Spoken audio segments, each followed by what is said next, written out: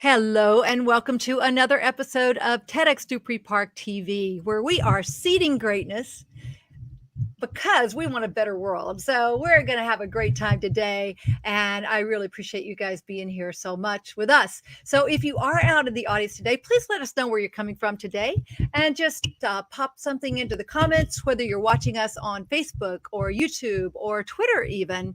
Just pop something into the comments and we should be able to see those. And we would love to feature your comments. When you do say something, we're able to feature your comments across because we're using the StreamYard platform, which I love so much. I love that you guys can participate and we can feature you as you're talking.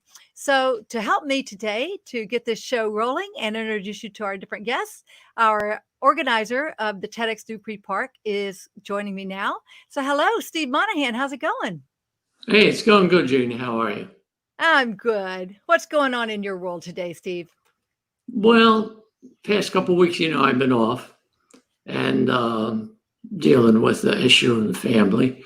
One of our 15-year-old pets died, and we're animal welfare people just like you, and it's kind of strange, but it hits us very hard. Some people don't get it, but it did. So it took some time off.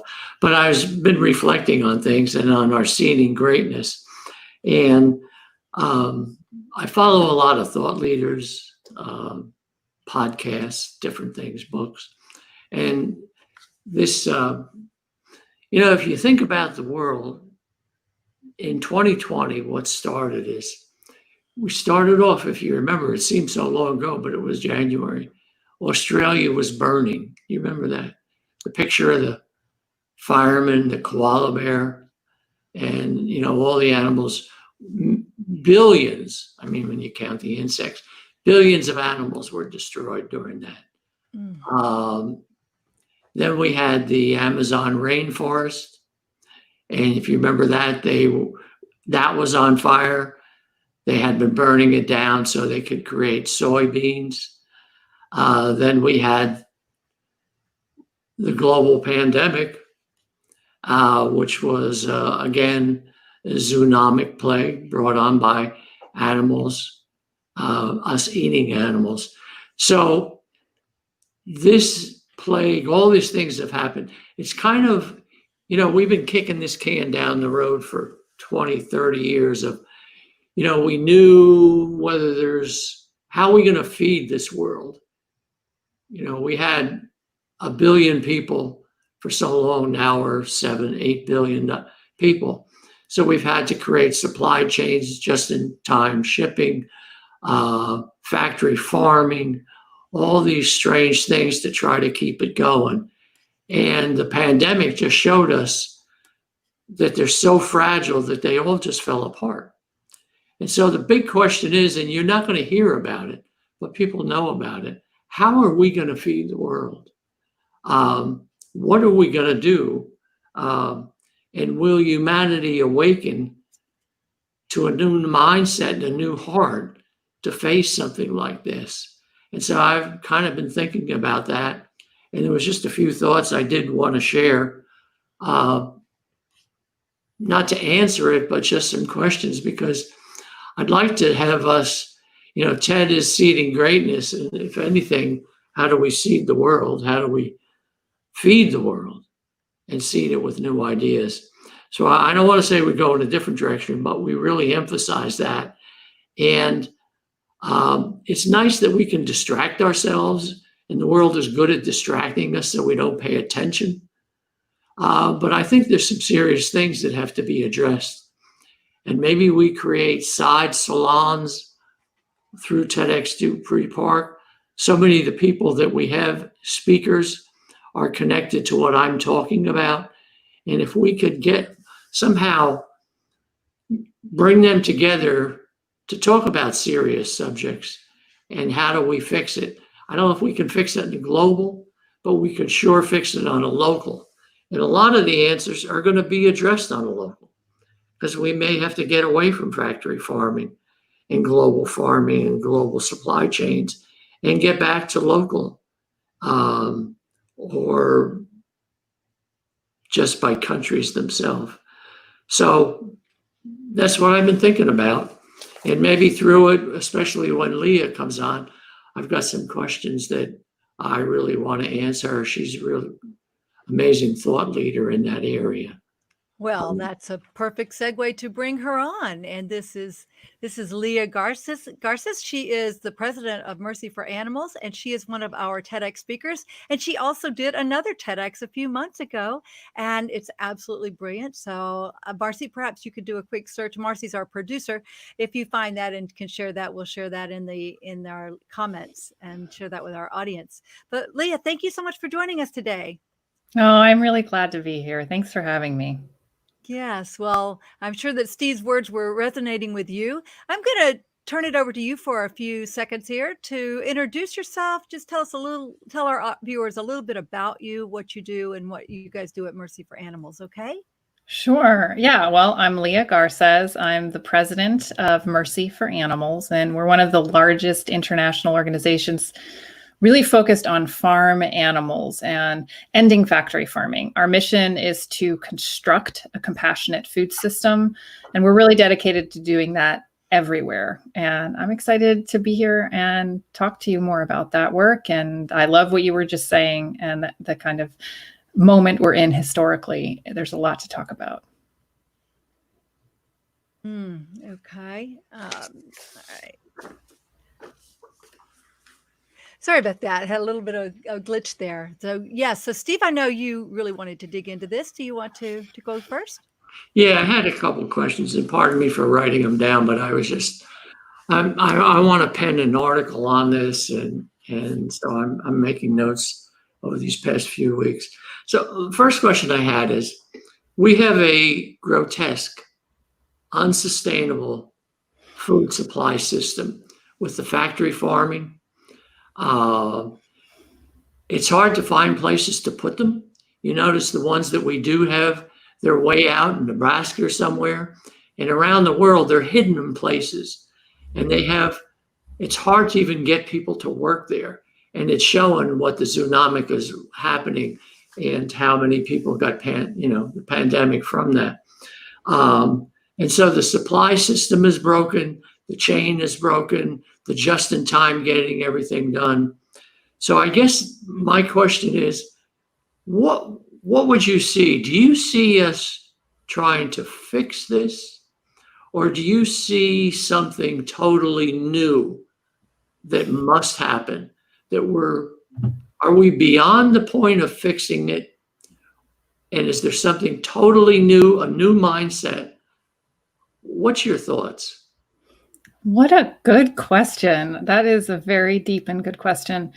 Well, if we were starting all over again, if we had the luxury of starting all over again, and we were choosing food systems, we would not choose this one. This is a bankrupt food system that relies on oppression and violence and unsustainable and externalities, taking all of the damage that is done, externalizing that to others rather than the large companies. We would not choose this system. We don't have that luxury. So I'm somebody who's deeply rooted in practicalities and progress. And so I look at trying to see where we can make progress and pushing in that direction. I'm also someone who doesn't see companies as these monolithic beasts that have to be destroyed. I see them as they could be agents of change. And I look to them to be those agents of change. And we work with companies trying to get them to move in the right direction. And that can look like two things. One is reducing suffering in the systems that they engage in. That means getting rid of cages and crates and crowding and pollution. And the other is moving towards a more plant-based world and engaging in that more plant-based world and the plant-based market. So we have both animals suffering less in the system that exists and people eating less of them. And so all around moving the needle in the right direction. That feels practical and realistic to me. Whereas I think as much as I would love the opportunity to start all over again and be the architect of our food system, we don't really have that luxury. And so we have to start where we're at and build from there and see where we can make progress and push progress. what would it look like? Let's just say I know you have a vision for what you do. You have a regular organization, and I've known about it for years. I was doing taxes and went back a few years, and we've supported it through, on and off through the years. But you're doing a wonderful thing. But if you could have the ideal food system, what would it look like? Right. Yeah, that's a great question. I believe in a food system where all beings are free from oppression and violence. And so that includes animals. It also includes humans in that process. And I would look to build a food system that takes that into consideration, that tries to create one free of violence and oppression, built on compassion, and built on fairness and kindness. And that would look plant-based, but not just plant-based. It would also be more localized. It would be more engaged with individuals, both as in the human, in terms of the humans involved in creating the food. And so a truly compassionate food system takes all of that into consideration.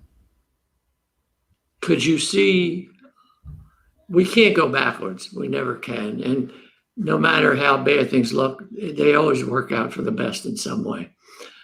People say humanity's getting worse, but you could also read that humanity's gotten better too. But it sure doesn't look like it right now. But sometimes there's always good comes out of bad, and I think something will. But with that said, would it be local farming? Would we get away from factory farms? So we don't have the distribution supply chain. I mean, milk's being thrown away. Animals are being slaughtered, but no one's even eating them. It's kind of mixed, I'm happy for that, but they're also being slaughtered. So because we're too far away from it, and the supply chain is the one that really bothers me.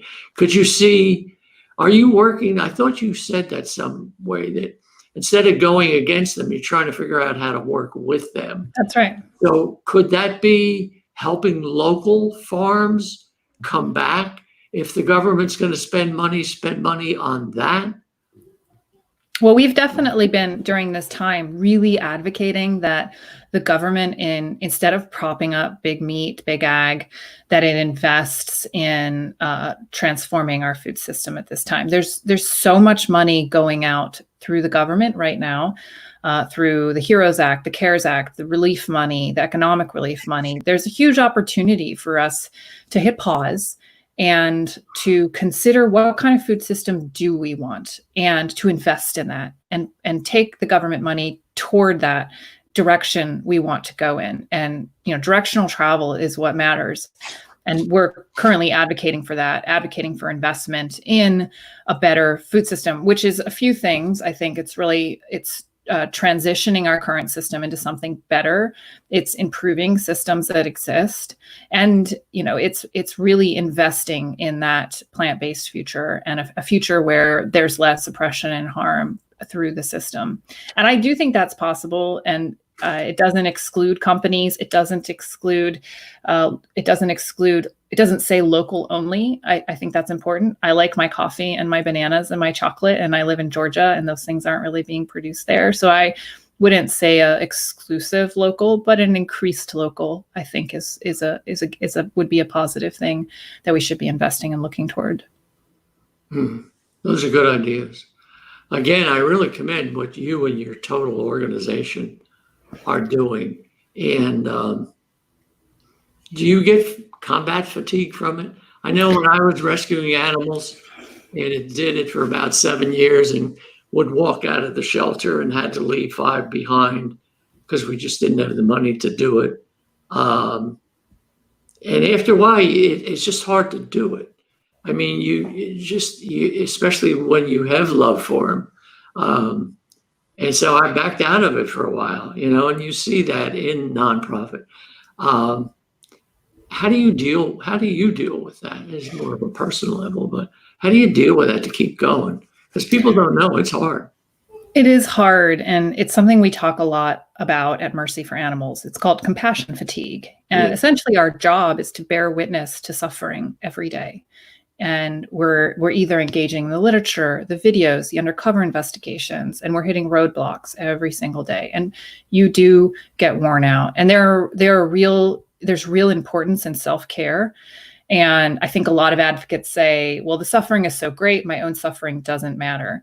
And we try to tell people that if you're not compassionate towards yourself and towards your own life, then how could you possibly be an advocate for compassion? It starts with you. And so we advocate for self-care. We do a lot internally to provide self-care budgets, for example, which might pay for therapists or yoga or the gym or whatever it is that you need to help you have a mental healthy state in doing this work, because it does have its toll. And it's important to recognize that, because we need advocates for the long term. We need them to be here for animals for the long term.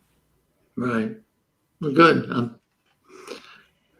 It's been enjoyable talking with you. We share a lot. It has been, and I'm so excited about what you're doing to help the farmers convert their existing facilities. Yeah, we don't want businesses. We don't want people to go out of business. We don't want people to be homeless or unemployed. And they already have facilities.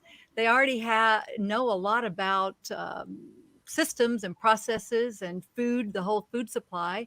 But changing the food supply, that had to have been just so rewarding when you helped that first chicken farmer move to soybeans, right?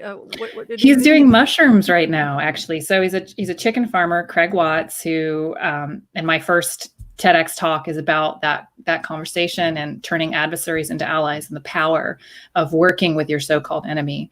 And now Mercy for Animals has a project called Transfarmation, in which we take the farmers and take those same warehouses that would once grow chickens into growing something else, like mushrooms or hemp or hydroponic lettuce.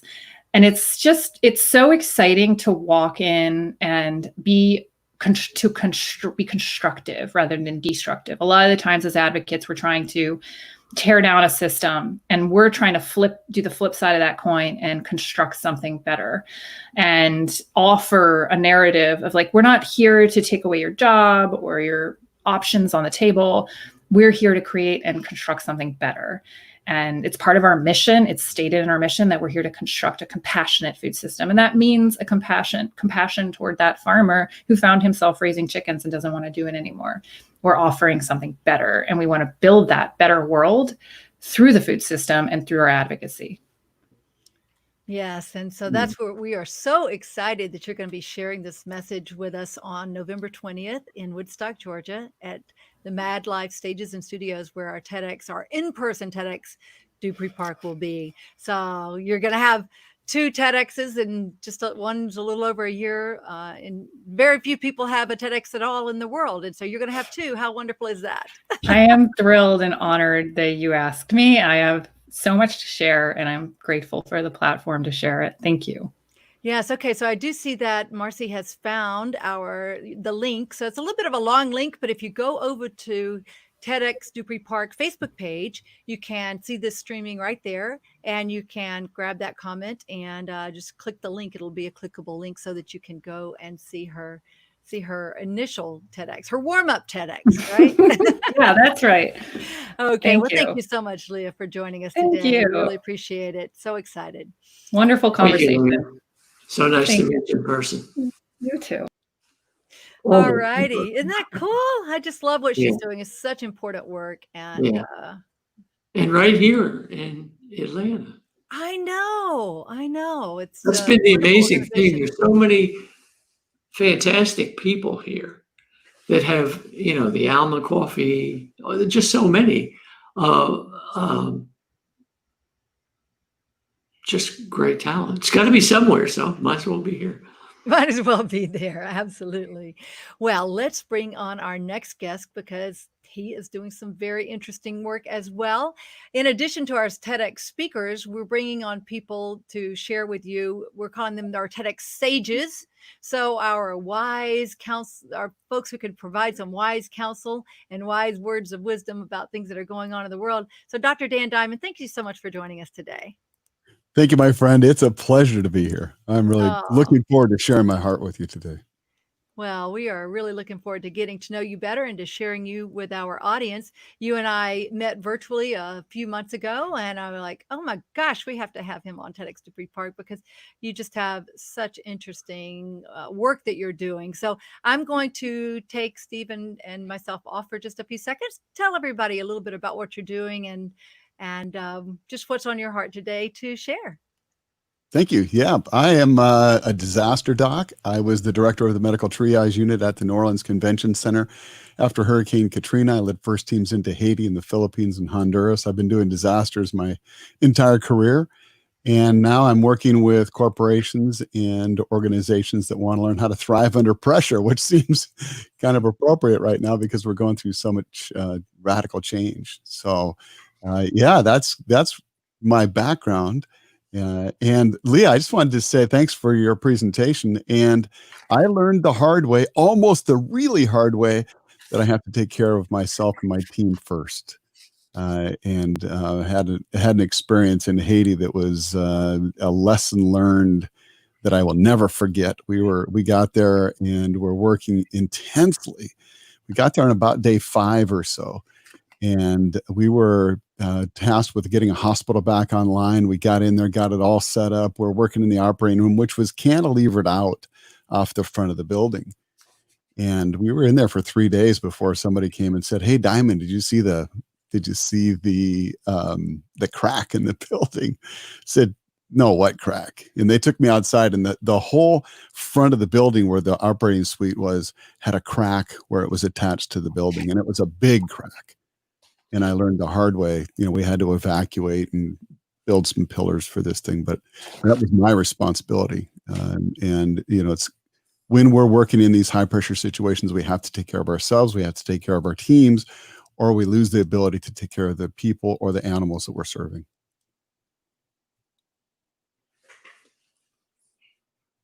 That's amazing work that you guys are doing. How did you get into this, Dan?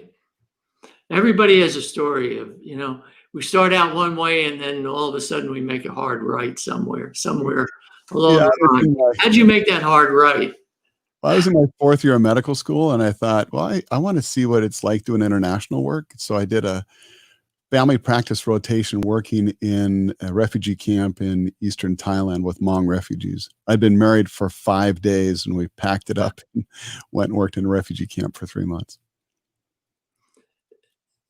It was a life-changing experience for sure. Yeah. What's probably one of the most amazing things that you've seen in all the things you've done, the people you've helped, the situations that you've had to just get off an airplane and step into, I guess, right? Yeah, I think what got my attention in Katrina was not that we had a lot of victims, because we knew we were going to have a lot of victims. We had 50,000 body bags.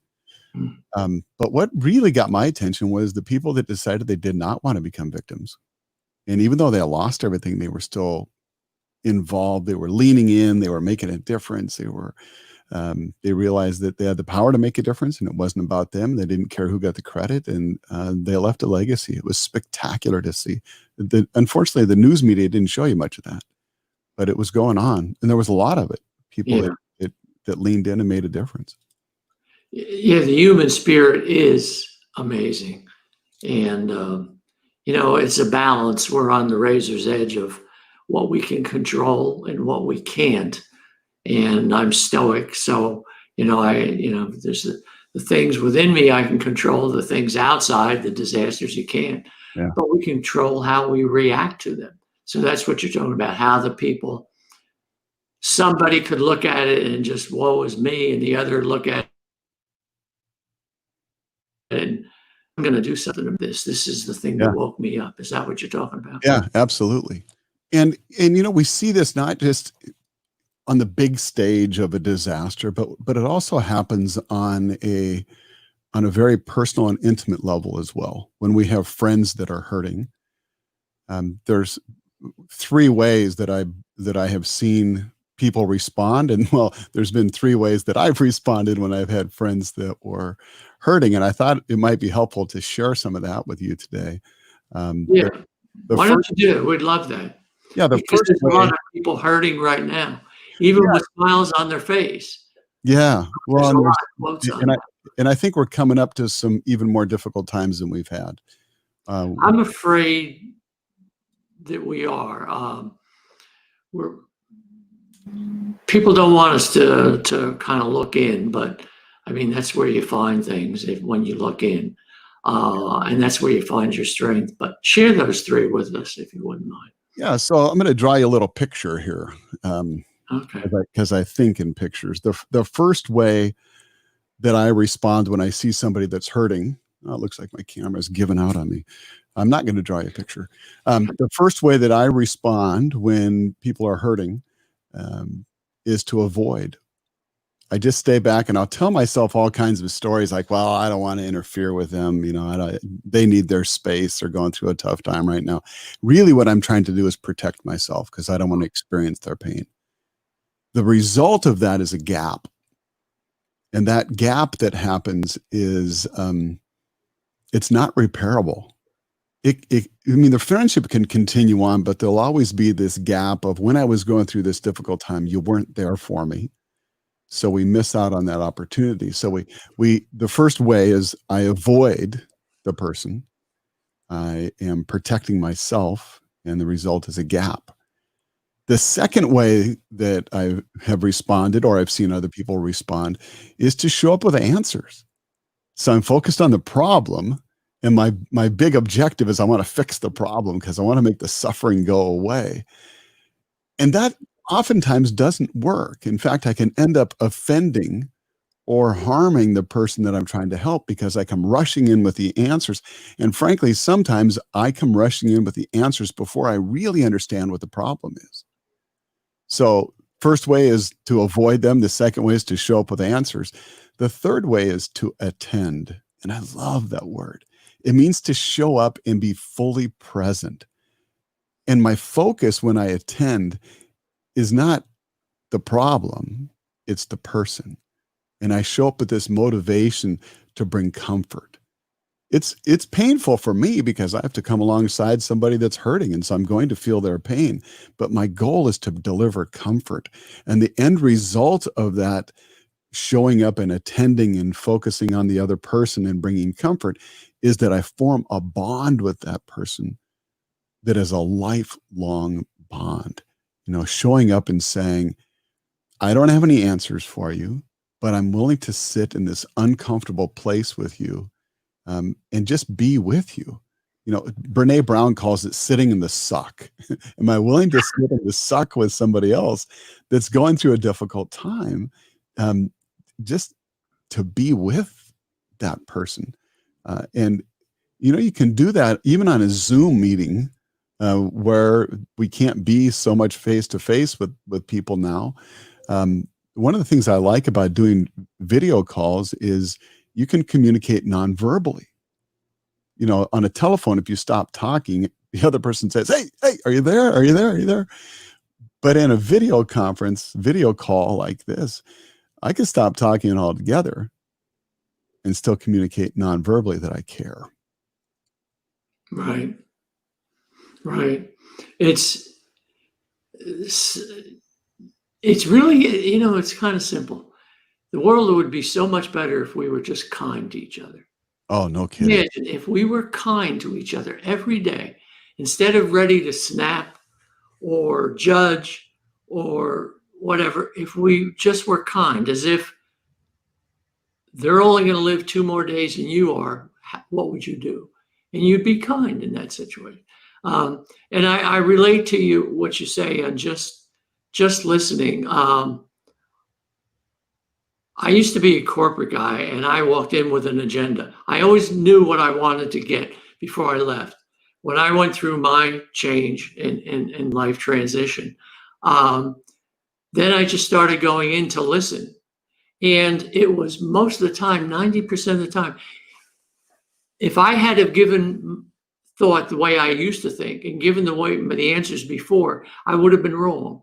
You have to really deeply listen because it takes them a while to open up.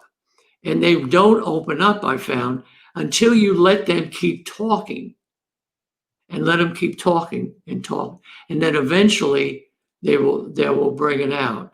And let me ask you though, how do you deal with this? Because I have, and many others like you and us, we have the ability to take in their pain, and it can come in, and you can't let it stay with you. You have to quickly transform it out of you, or it can stay and hurt your body. How do you transition that into something good instead of carrying it home with you and not solving it for them? I think part of that is about self-compassion. You know, and even though I'm a disaster doc, I will tell you that since COVID-19 has started, I've had plenty of nights where I wake up in the middle of the night and I sit on the edge of my bed. And when the first time it happened, I wasn't very nice to myself. I'm like, come on, Diamond, you're a disaster doc. Just buck up, go back to sleep. What the heck? This is dumb. And that didn't work, by the way. I just became more and more upset and sat on the edge of my bed.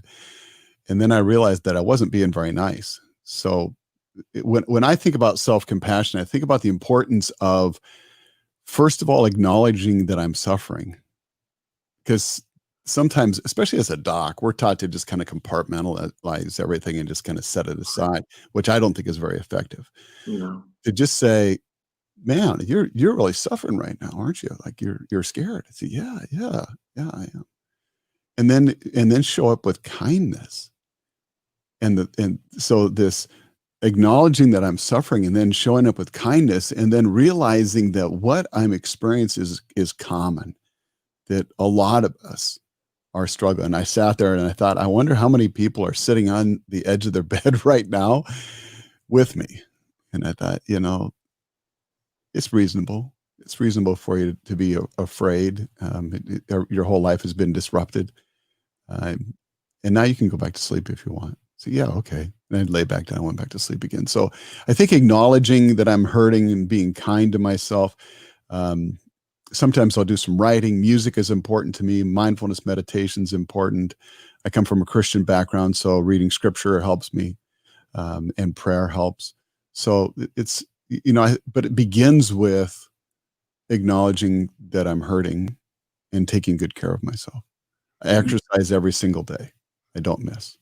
So I'm trying to do everything I can to take care of myself. I'm right in the middle of a book right now. It's a psychologist. He's dead, but he's got a foundation.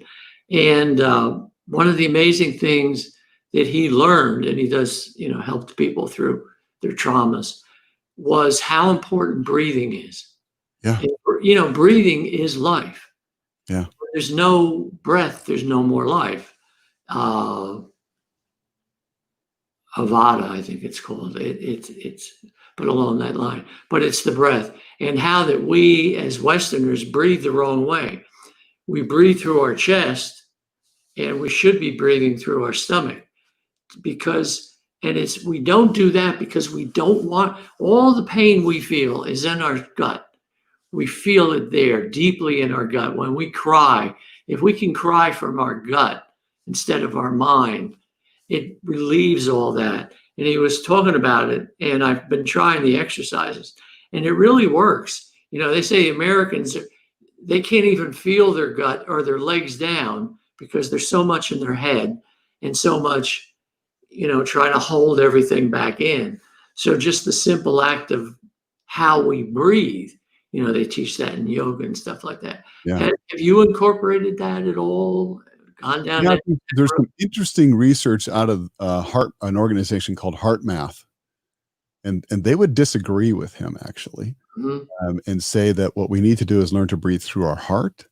And they've got some fascinating research that they're doing on beat-to-beat variability, from one heartbeat to the next, and how that gets, when we're in high stress situations, there's this huge variability that happens in between those beats, and you can get in what they call coherence, where your breathing and your heart rate variability gets in this rhythm together, and it's a really powerful experience.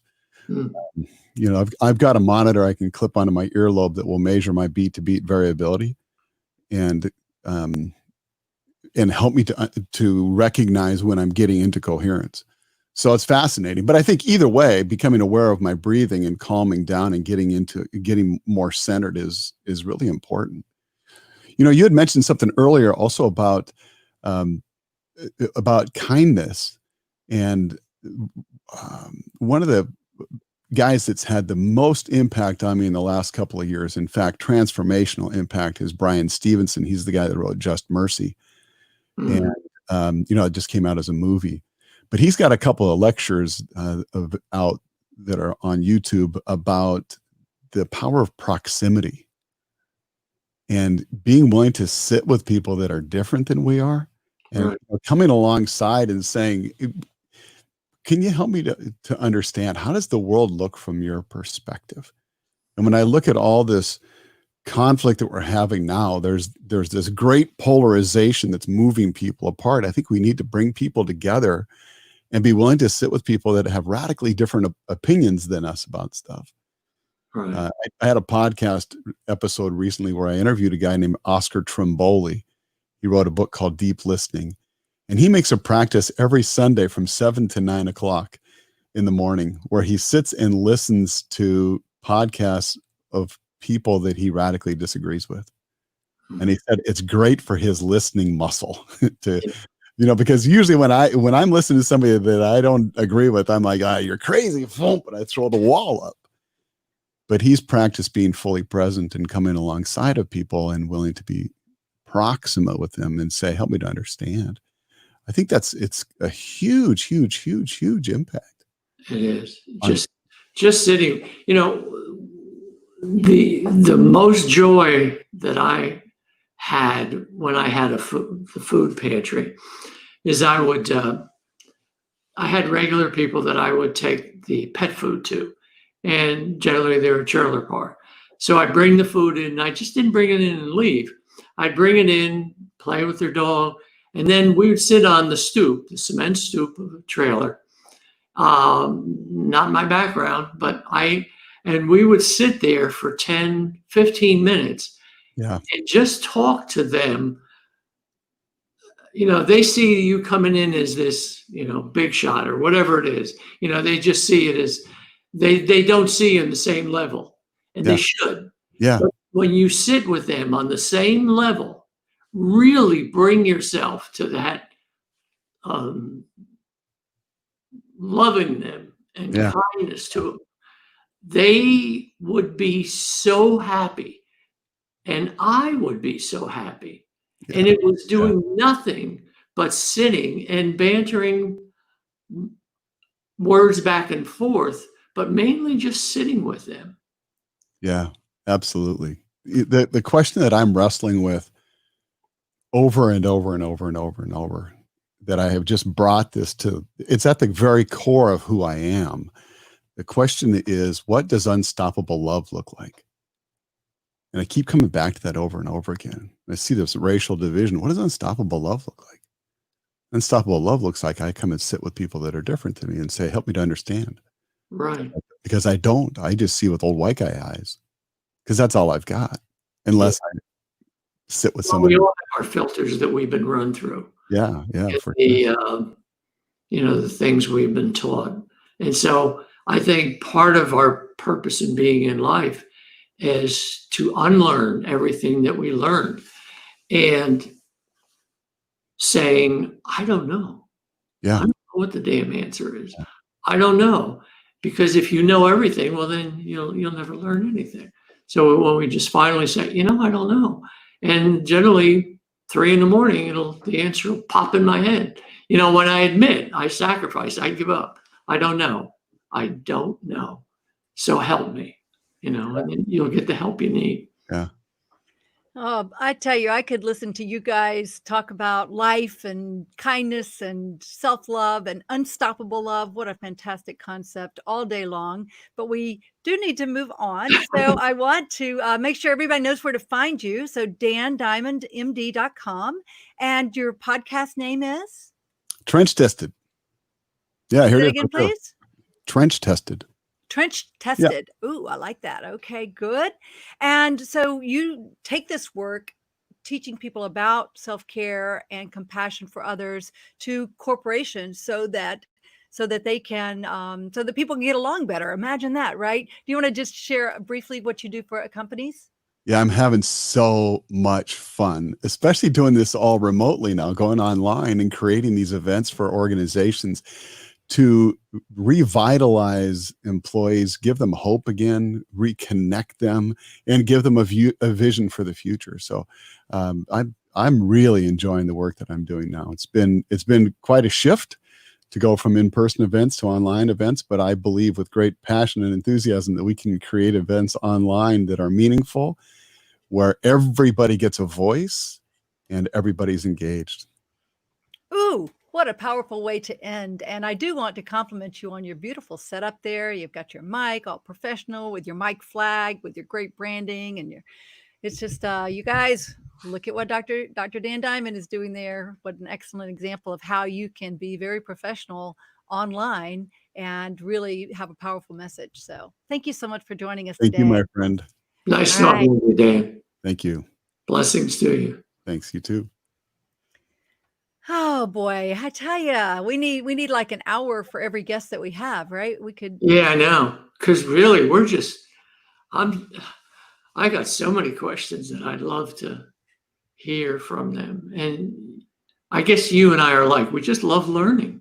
Yes. Just learning for the sake of learning. I don't know where that was when I was going to high school on that, because it wasn't there. But I think finally, somewhere along the line, mentally, I got challenged. And so I guess if you're bored, you don't want to learn. But when you find something exciting, then you want to learn. Oh yeah. I would love to be paid just to learn all the time. That would be my ideal dream job. And Yeah. so I loved school, and it just carries on. I'm definitely a lifelong learner. I had a wonderful first grade teacher. And prior to that, I didn't do kindergarten. I didn't have it in my area at the time.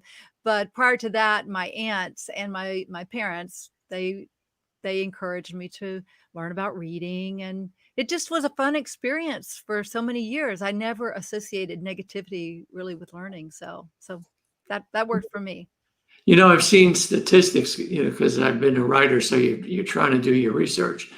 And I think the average person in America reads one book per year. And generally, because they have to through work or something. Isn't that something? I mean, my Amazon account is just, through the roof. I've got probably 5 books I'm reading at the same time. So now, I'll read the first chapter of each one, whichever one gets me the most excited, then I'll finish that one. And then, that, and then I'll see 3 more that I just, learned about. So I just love reading. It's just voracious appetite for it. Ooh, that's an interesting concept. I'll share what I do. I Yeah. listen to books. So I walk a lot, and I'm doing things around the house, preparing food or doing the laundry or something like that. And so my book consumption went up greatly when I was able to start listening to books on Audible, because I'm not so good at sitting down and reading books. That just doesn't work so well for me. But I love to listen to books. Yeah. And I bet someone else who reads a lot is coming on board with us next, our next guest right now. Let's bring on Dr. Dan Ribley. Dr. Hey. Dan, how are you doing? I'm doing great. Thanks, Gina. Hey, Dan, how are you? Awesome. Well, Dan, we wanted to bring you on. You are one of our wonderful sponsors. We are just so thrilled that you believe in the TEDx Dupree Park team and our message and what we're doing and all this that we're doing to seed greatness throughout the world, get these big ideas out. And yeah, I know you guys have some big ideas there at Ribley Chiropractic in Woodstock, Georgia, and what you're doing. Tell us a little bit about it. Well, let's start out by saying that I'm an optimist by nature, and I believe that we are made to not just survive, but to thrive as human beings. And I think that we're in times right now that have actually called upon us to dig a little bit deeper and show us who we are, and understand that circumstances don't make people, they reveal people. I know that there's a lot of silver linings in what's going on right now, and that's why I think that my entrepreneurship of all of these years of being a chiropractor and a leadership coach and education when it comes to personal development and human potential is key right now. And I was really, I was happy that we were able to keep our doors open, make sure that people were thriving at their maximum potential when they're going through a crisis like we're going through right now. Very exciting times as far as the individual, because we're getting a chance to have to look deep inside of ourselves. The things that do come out, like Steve was talking about, kindness, those have to start coming out. And as an individualist, we have to display that locally as well as think about it globally. And so I'm excited in times like right now, because I believe that this shows us who we truly can be, not what we were. Yeah. I love the work that you are doing particularly, and I'll say this, all chiropractors, everyone that I've met is been an entrepreneur. I don't know if they teach, that's what it is at Life College. Is that where you went in life? That is where I went. Yes. Life University. But they're so good at it. I was a Toastmaster, and Dr. Kathy Wendland was a speaker, and she was always positive, always articulate. And, always on the cutting edge. I love the Eastern religions and philosophies, and chiropractic is just so attuned to the mind-body experience versus Western medicine. Mine, I found out, Western medicine saved my life by the surgery they were able to do. But I wish they had told me what to eat and what not to eat and how to care for my body that didn't get me there in the first place.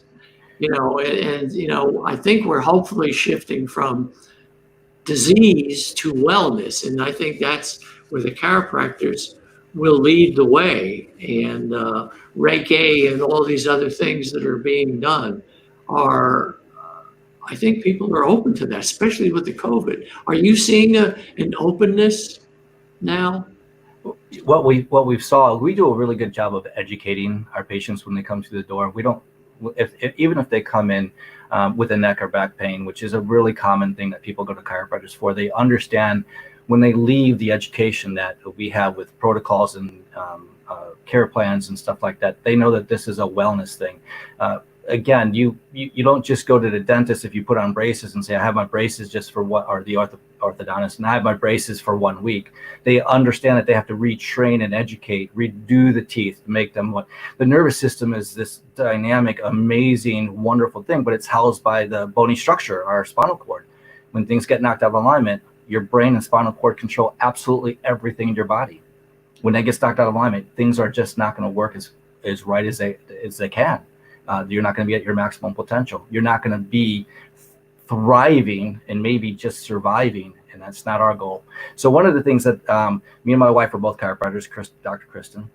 We've been in practice for 20 years, and I always knew that I wanted to see more people, but I knew I couldn't do it physically myself. So we created an opportunity where we are right now, where we have 8 chiropractic practices underneath one roof, with 8 massage therapists right now, totaling 11 chiropractors, to just be able to see the people we need to do. And the philosophy that we have, Steve, is that we don't wish it to be easier. We wish to be better. So I coach the staff, and we're constantly making sure that our staff is taking care of people as great as they can, so the chiropractors can focus on what they do best.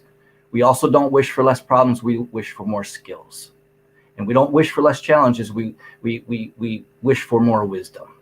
And this is, to me, what makes the opportunity for when someone is in pain, someone comes through the door, that is hard for them to come through, and their life is hard and they're in pain and this and that.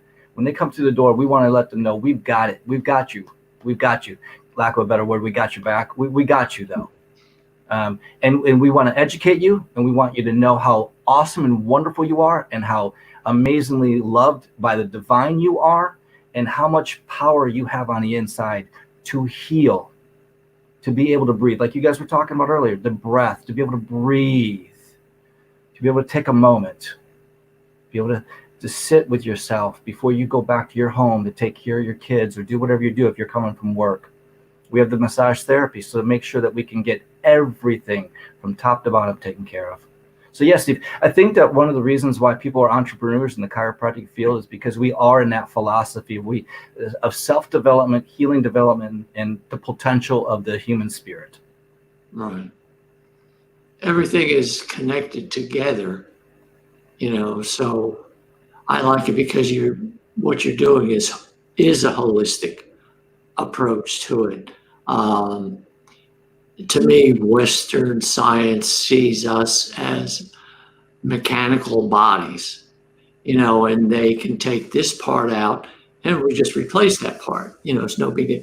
But, that so much is connected to everything else and how we think and what we're feeling, how that affects our health, the mind, the body, the spirit, the earth, the grounding. If you walk with no shoes, I'll walk out with no shoes, and so I don't have the rubber on, but all that. But like I said, the Western kind of misses that. Are you seeing more and more people open to what used to be called alternative, and I hope very soon is mainstream?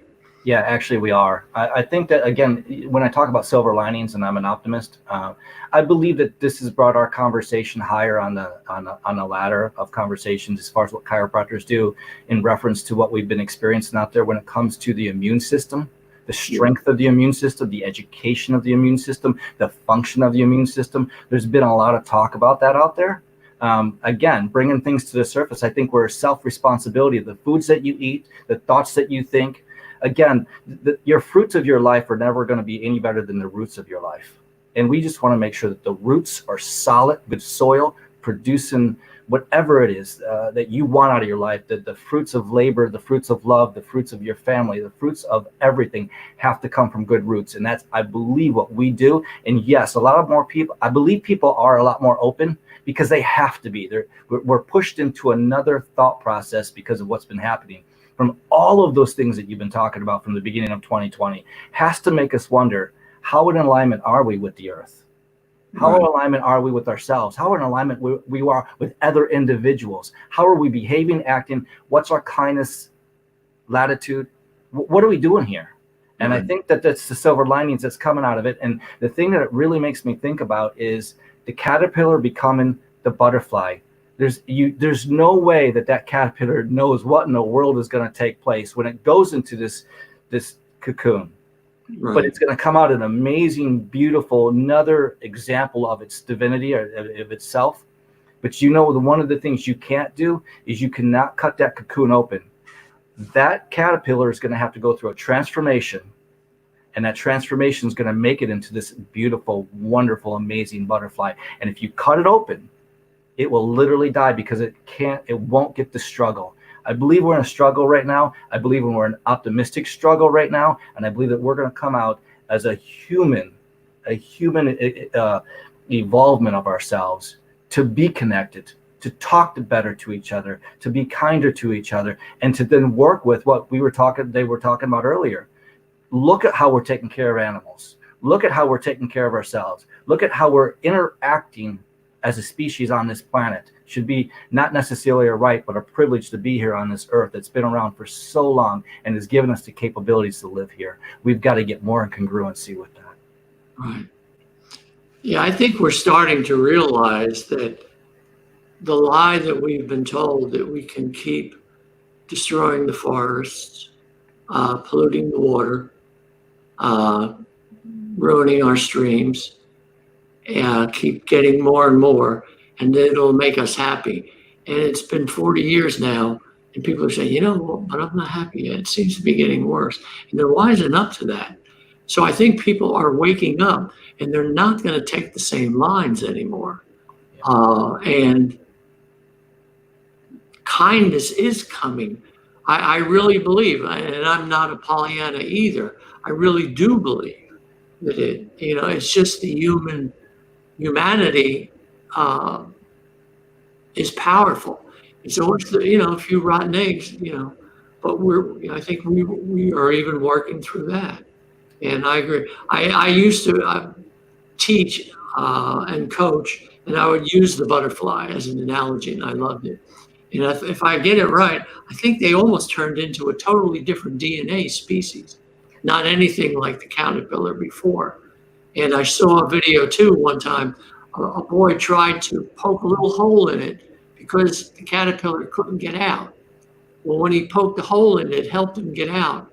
But like you said, he didn't have that ability to strengthen himself, and he died within a day after that. Right. It's the weight of gold is in the struggle, and then the struggle gives the reward for sure. Right. We're sure as hell going through some struggle now, so I hope there's going to be big darn reward there, and I think there will be. I think it's an awakening. I really do. Yeah. I just can't wait to see what happens. Again, being stoic, you can say every day, "Oh my God, what's going to happen?" Or, "Oh my God, what's going to happen today?" This is so much happening in 6 months that may not have happened in 600 years. So it either can scare the hell out of you or excite the hell out of you that finally something's happening. Yeah. I'm ready for everyone to be excited the hell out of them right now, because that's exactly what we need. And I want to keep supporting what you guys are doing, because you're getting out there and changing the vibration of people's thoughts. And when we change the belief systems and we change the way people think, that's when they get when you talked about they could change the DNA. I'd like to see some DNAs change in some people. Yeah. I'd like to see them turn into something different, which we are. And I'm going to keep supporting that. Yeah. We are so happy that you and other local are supporting us. When I left corporate and I started things, it was always, well, how big can it be? And, how can I make it global and think that way? And I've had a total different reversal. Everything happens local. We make our relationships local. I shop local, where I get my hair done, all that to take care of our animals, where we get our food. It's all local. And so we really are so blessed to have the local support. And that's what we want, because the only way we can do it is, in our own little tribes. Do it. Every city, every town is going to have to do their own thing. Don't wait for Big Brother to do it. We take it upon ourselves and do it. And that's what we have to do. Yeah. So we want to support local. I'd love to see farming come back local. It's not going backwards. It's going in the right direction. Yeah. Well, I'm going to look at this as a marathon, not a sprint. What you guys are doing here, we've got a long task in front, and we've got a marathon to run, and we're going to show up at every water stop there is and every mile there is, and keep running, keep doing what you guys are doing. Sure. Okay, well, and I know that Dr. Dan Diamond wanted to pop back on real quickly. He had an image to share with you. It's one of my favorites. He gave me a little preview of it a few seconds ago. Yeah, as one Dr. Dan to another Dr. Dan, I just wanted to give you this, man. Let me turn off the banner so people can see the bottom of it. Hang on a second. So, and then your name is showing, but it says, "I've got your back," right? Oh, yeah, that's what I see now. I got your back, man. I got your back. Right on. Great. Thank you. I appreciate that. Oh, boy. All right. Well, very good. Well, Dr. Dan Diamond, Dr. Dan Ribley, thank you guys so much for being part of our show today. And you guys look in the comments, because the links to their businesses, links to how to get in touch with them are there as well. Dr. Dan, you shared specifically a TEDx. No, what is it that you shared? A YouTube. Yeah, it was a TEDx. Something. It was TEDx Seattle. Both Leah and I spoke at TEDx Seattle. Oh, both of you spoke at TEDx Seattle. Different years, though. Yeah, mine was 2015, I think. Okay, well, maybe one day we'll say that both of you spoke at TEDx Seattle and TEDx Dupree Park, and that would be awesome. Unique in all of the world. Okay, very good. Well, thank you so much for coming back on with that. Appreciate it a bunch. And Dr. Dan, we've been featuring your website, but please tell people how they can get in touch with you if they'd like to find out more about what you guys can do to help them. Well, our ads are all over the place, but if you're local, 770-592-2505. Our staff is there to take care of you, and our website at ribleychiro.com. We're here. Okay, and you guys are fully open during this period. Absolutely. You've reopened completely? 100%. Well, I've seen your reviews on the review sites, and it looks like you guys are making a lot of people happy and a lot of people very well, including our very own from our TEDx community, Kelly Blackwell, saying that you helped her son so much. So that just means so much. Yeah. Thank you. All right. Take care. Thanks. Okay. See ya. All right. Well, let's bring on our, this is just such amazing stuff that's going on in the world. I know there's a lot of pain and suffering. I know that. But in our community, the folks that are doing things and keeping people happy and sharing their messages of positivity, it just keeps me on fire. As my Video Rockstars community, as well as the TEDx community, I've just got so much positivity coming into my life that things, it's hard to continue to recognize all this despair. And I had totally forgotten about the fires in Australia, but oh my goodness, that was terrible too. Yeah. And it was big, but so many big things have been happening in a row. It's almost like old news, but and you know, they haven't solved that problem either. It's going to come back. I mean, we've lost crops in Bangladesh and in India. They're expecting high Celsius this summer. You know, what are we going to do and feed 50 million people there? Are they just going to stop eating? Or are they going to have to migrate? Who's going to let 50 million people? I mean, there's just so much going on. So you can't, all you can do is like we're doing. One day at a time, fix where we can and be kind every interaction we have with somebody. Well, that's a good time to bring on someone who is filled with kindness and lots of positivity, our co-organizer, Mike Sena. Mike, how are you doing today? I'm doing great, and good to see you, Steve. It's been a while. Yeah. Another terrific show. There's so many little nuggets that you pick up from these shows. Roots of Life and Construct Rather Than Destruct. There was a lot of good stuff, and it's such a pleasure and a privilege to be a part of TEDx Dupree Park. I'm once again going to pivot a little bit to the local and pick up on what Dan was talking about. And Steve, City of Woodstock is where all this started. There's an energy and a vibe here that we love being a part of. Cherokee County is a great place to be, and things are continuing to open up. We're making progress every week. Woodstock's going to host the 4th of July fireworks show. And a new development up in Canton, the city of Canton, the mill on Etowah is slowly opening up. Reformation Brewery has a large facility there, their brewery. And there's co-working spaces, there's green space, there's a lot of neat stuff going on in Cherokee County and the city of Woodstock. And we love our local sponsors. We want to have more of them. We want to invite you to check out TEDx Dupree Park and learn how you can help and how we can help you, because that's what it's all about. Yes, well, such a magical community there in Woodstock, Georgia. I particularly love at night how they have the little twinkly lights. They keep those up. I know there's more at Christmas, but they keep a lot of those up throughout the year, don't they? Yeah, they do. It's a really wonderful place, and it's vibrant. It's diverse. There's nothing not to like. Woodstock was voted last year, I think, one of the best 50 small cities in America to live and work. And like I said, things are continuing to open up. More and more people are out and about, and optimism reigns, and seeding greatness reigns. It's all where it's starting here in the city of Woodstock. Well, Mike, what's go ahead, happening Mike. with Mad Life? Haven't they opened their patio? Yeah, Mad Life, the restaurant and the patio have been open for a couple of weeks. They're opening July 2nd, I believe, for the music venue. So we're looking very forward to that. They have luckily enough space that they can accommodate music venues and still have some semblance of social distancing. The Levies are terrific people, very smart people, and they're, I think, done a terrific job managing the COVID pandemic that we've been enduring for the past 3 months, and looking forward to getting that back open. Also, City of Woodstock's got a wonderful amphitheater right off the city center, and they have a summer concert series that's free. That's opening back up in July as well. So some music events, and I think I mentioned last week, Elm Street Theater, the local theater company, is starting to open up their Lantern series, which is another green space.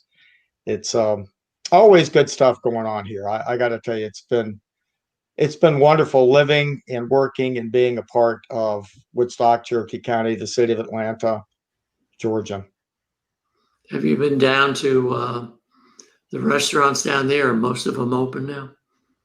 I think so. Most everything is open in Woodstock, and they do have social distancing, but people are out and about. Most people will have on a mask, but not everybody. Certainly the servers and wait staff, that type of stuff has masks on. But yeah, Woodstock's doing really well. The weekends are booming, and yeah, things are slowly moving back in the right direction, I think. And once again, there's a vibe and an optimism. There's a feeling in Woodstock. They have managed their growth very well. Really thrilled to be a part of what the city offers and hosting our TEDx Dupree Park at Mad Life right in the center of the city. I never thought that I would enjoy hearing a traffic report, right? The traffic was bad. It's like the surprising things that have come out of the COVID pandemic that we recognize that, I mean, nobody likes traffic, but when you've had no cars on the road, I know you showed some pictures, Mike, of traffic in Woodstock. It's like, it's exciting. That is one of the problems with being in such a great place is a lot of people want to be here.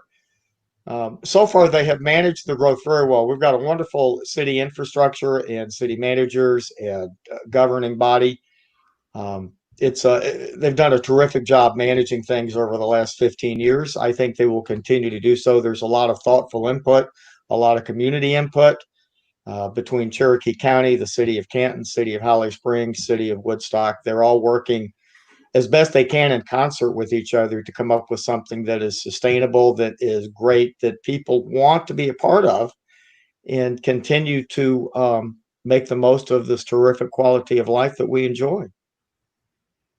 Well, I love how you're coming on and giving us these updates, these local updates. And the whole show has sort of evolved and we've all sort of found our roles. And so I really appreciate that. You mentioned Elm Street earlier. I know that Steve we were all very impressed with what Elm Street started doing online. And another example where somebody, a company, an organization, where basically they were so focused on the physical, and then the whole world opened up to them. And so now people around the world, not just in Woodstock, not just in Atlanta, know about the Elm Street studio, Elm Street, what do they call it? Elm Street what? Elm Street Cultural Arts Center. But it's kind of a big term, and there's several venues part of Elm Street. There's the theater portion, and then they have the Lantern, which is a green space area. They are building a cultural arts center just off of downtown Woodstock, and they're making progress with that. I was astonished to read a couple of months ago how much money Elm Street and the community has raised for this new community center, about $500,000, and they're getting really close to finalizing their commitment to make this happen and continue to enrich all of us in Cherokee County with the wonderful legacy that we've already built with the cultural arts, theater, music, lights, livability, walkability, sustainability. I remember back when what is now Elm Street Cultural Arts Center was Town Lake Arts Center years ago in a little industrial area off Bells Ferry Road over there between Woodstock and Ackworth. And Gay Grooms was the director for so many years and grew it into this. I think she was the founder actually also. So she grew it into this wonderful entity that it looked like. It wasn't very impressive looking on the outside, but you walk in the door and you realize that's where the magic was happening. And Gay has retired from the Town Lake Arts Center now, and she actually is sort of a neighbor here in Florida. She lives over an hour or so away from me, but we're in touch some. And she just provided such great leadership, and she definitely did a lot of seeding greatness, growing that entity. It's a nonprofit, so it's not a business, but growing that entities into something that is still thriving today. Thriving is a great word. They continue to push the envelope. They continue to learn. And all of us involved with TEDxDupree, I think, are lifelong learners. And I have learned so much. My eyes, my heart, my head have been opened a little bit to things I'd never really thought about prior to getting involved in helping Steve with this. It's been a great journey. I don't know any other way to put it. Well, Yeah, well, go ahead, Steve. this TV thing has been amazing too, Gina. You're the breath behind that, talking about the life force, the breath, and really, and that's we. I'm going to say it, pivot. We pivoted, and this has been so much fun. I wouldn't mind, just figure a way to do a podcast like this. This is really cool. It's a fun thing to do. Yep. Well, we definitely can. And thank you. I would say, yes, it was my idea to take this to this, but we couldn't have done it without your leadership and having put together such a great team and paved the way. Mike, you referred Randy Stukes to us, who is our speaker manager, and he is the one behind the scenes, making sure everything gets to the show. Marcy Walsh, our producer, is the one making sure that the show runs well and tries to keep us on time and helps us out with all the technical things. Marcy Walsh is our producer as well. Let's see, John Clunan is out there marketing it every week. And actually some exciting things early next week. We expect to have little clips of the show so that somebody doesn't have to sit down the whole hour or try to find the one clip that they wanted to see. So we'll have short clips of a lot of the different shows that we'll be circulating out on social media. And so, of course, there's a lot of volunteer efforts that go in, but there are some expenses that go into, like Facebook ads and the different things that we're going to be doing at TEDx Dupree Park at Mad Life. So there are different expenses that are involved in printing and our different materials. So we need sponsors. That's the short answer here. And we do need to wrap up our show today so that people can get on with their weekend. But thank you so much for coming on board, Mike. And thank you for co-hosting with me again, Steve. Good to see you back. Yeah. Steve, you want to send us out? Final words? Well, what we talked about this weekend, before you react, just think about it. Just be kind. Just, someone's going to about drive you up a wall. It always happens. And don't. Just be kind. Ooh, I love that. That's certainly great advice. And I would just like to add, from my perspective, I know a lot of people focus on be kind. And I can't understand how folks can't understand that be kind needs to extend to all living beings, all living creatures, all sentient creatures. And the pig deserves as much kindness as the dog, and the cow as the cat, and the chicken as the different animals that we think of as our companion animals that we cherish and love and would never, ever harm. And yet we've been conditioned that we need these foods. And so I know the show's wrapping up, so I'm not going to go into that in too much detail, but I would just add the asterisk, be kind to all living creatures, which means finding alternative food sources that keep you healthy. I'm the healthiest I've ever been. I'm going to turn 60 this year. Wow. And I feel better than I felt at 40. And I look better, I think. I don't know. No, you do. You really do. I mean, I've known you through the years, and you really haven't changed through the years. And I attribute it to your vegan eating, number one, and your positive attitude, too. And you always keep yourself mentally and physically occupied. And I think if I was going to train somebody in something, just those are the three things to do. Okay. Well, with that, the mind, the body, and the spirit, you touched each one. Well, thank you. Well, with that, everyone, go seed some greatness today, seed some greatness tomorrow, and come back and join us. Oh, next week is July. I think we're going to take a break next Friday. Okay. So we'll see you back here on Friday the 10th. I'm looking that way because my calendar's that way. So, okay, everybody, take care. Have a great weekend. Thank you, everyone. All right. Bye.